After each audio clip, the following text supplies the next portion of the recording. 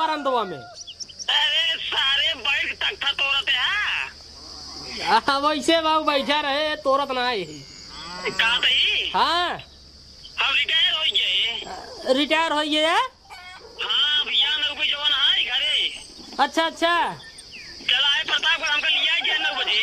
बाबू हम नहीं आओ नहीं रहू जाही। अरे सारे तू जंगल चोर है ये भेज देने रहू हम चलो भाई ठीक है। जंगल चोर ना बाबू बातें साहब हम अपन मेहरा वकील कमो छोड़े ना ही छोड़ ना पाऊ। अरे बताओ मेहर गुलाम हो गया का ताई। नहीं नहीं बाबू ना ऐसा कोनो बात नहीं है।